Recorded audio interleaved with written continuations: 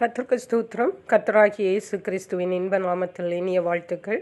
இன்றைய தியானத்திற்காக ஜெபித்த பொழுது தேவன் தந்த வசனம் சங்கீதங்களின் புஸ்தகம் 34 சங்கீதம் 1 கர்த்தரை நான் எக்காலத்திலும் ஸ்தோத்தரிப்பேன், அவர் துதி எப்போதும் என் வாயில் இருக்கும்.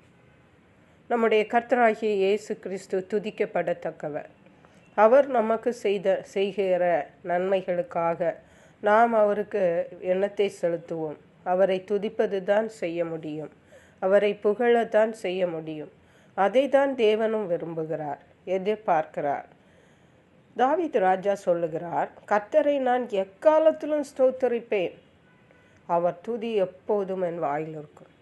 எந்த காலத்திலும், நன்மையான காலங்களிலும் தீமையான காலங்களிலும் கர்த்தரை ஸ்தோத்தரிப்பாராம். நன்மையான காலங்களில் கர்த்தரை ஸ்தோத்தரிப்பது லகுவானது. ஆனால் தீமையான காலங்களில் கர்த்தரை ஸ்தோத்தரிப்பது மிக கடினமானது. நாம் பலவிதமான பாடுகளின் வழியாக சென்று கொண்டிருக்கும் பொழுது ஏன் என்ற கேள்விதான் நமக்கு வரும். இதை எப்படி தாண்டுவது என்ற கேள்விதான் வரும். யார் நமக்கு உதவி செய்வார் என்று தான் தோன்றும். அல்லது சில தவறான ஆலோசனைகளை, தவறான எண்ணங்களையும் கொண்டு தவறான முடிவுகளை கூட எடுத்து விடுவோம். ஆனால் தாவீது ராஜா சொல்லுகிறார், நன்மையானாலும் தீமையானாலும் நான் கர்த்தரை எக்காலத்திலும் ஸ்தோத்தரிப்பேன், அவருடைய துதி எப்போது என் வாயில் இருக்கும், அவருடைய வாயிலிருந்து தேவனுடைய துதி ஒழியாது என்று சொல்லுகிறார்.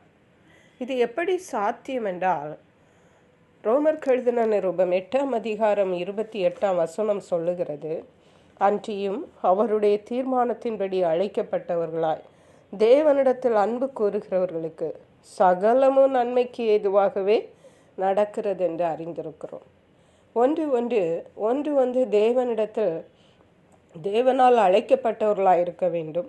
இரண்டாவதாக தேவனிடத்தில் அன்பு கூறுகிறவர்களாக இருக்க வேண்டும். அப்படிப்பட்ட ஜனங்களுக்கு எது நடந்தாலும் அது நன்மைக்கு தான் என்று சொல்லப்பட்டிருக்கிறது. தீமையான காரியங்கள் தற்காலங்களில் நடந்தாலும் கூட வருகிற காலங்களில் அது நன்மைக்கு ஏதுவானவே என்று வேதவசனம் நமக்கு திட்டமும் தெளிவுமாக சொல்லுகிறது.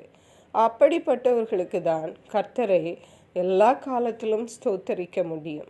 ஏனென்றால் தீமையான காலங்களிலும் நடந்து கொண்டிருக்கிற காரியங்கள் அவர்களை நன்மைக்கு ஏதுவாகவே நடத்தி கொண்டிருக்கிறது என்ற சத்தியத்தை அவர்கள் அறிவார்கள். அவர்கள் தேவனிடத்தில் அன்பு கூறுவார்கள். ஆகவே அருமையான கர்த்தருடைய பிள்ளைகளை, இன்றைக்கு நீங்கள் யாராக இருந்தாலும் சரி, நீங்கள் எப்பேற்பட்ட சூழ்நிலைகளின் வழியாக கடந்து சென்று கொண்டிருந்தாலும் சரி, தாவீது ராஜா சொன்னது போல கர்த்தரை எக்காலத்திலும் ஸ்தோத்திரிங்கள், அவருடைய துதி எப்போது உங்கள் வாயில் இருக்கட்டும். நீங்கள் தேவனால் அழைக்கப்பட்டவர்கள், நீங்கள் தேவனிடத்தில் அன்பு கூறுகிறவர்கள், இரவும் பகலும் அவரை நோக்கி கூப்பிடுகிறவர்கள், தேவன் பேரில் விசுவாசமாக இருக்கிறவர்கள். ஆகவே உங்களுக்கு நடக்கிறது எல்லாம் நன்மைக்கே. ஆகவே கர்த்தரை விடாமல் ஸ்தோத்திரியுங்கள், தேவனுடைய அற்புதங்களையும் விடுதலைகளையும் சுதந்திரித்து கொள்ளுங்கள். கர்த்தர் தாமே இந்த வார்த்தைகளை ஆசீர்வதிப்பாராக. ஜெபிப்போம். எங்களை கிருபையாய் நேசித்து பாதுகாத்து வழி நடத்துகிற எங்கள் அன்பின் தகப்பனே, ஆசீர்வதிக்கப்பட்ட இந்த நல்ல நாளுக்காக நன்றி. இந்த நாளிலும் எங்களுக்கு நடந்து கொண்டிருப்பதெல்லாம் நன்மைக்கே என்று ஆழமான சத்தியத்தை அறிந்து கொண்டு கர்த்தரை எக்காலத்தில் நாங்கள் ஸ்தோத்தரிக்க எங்களுக்கு உதவி செய்யுங்க. நன்றி பரிசுத்த ஆவியானவரே, துதி கன மகிமை எமக்கே செலுத்துகிறோம்.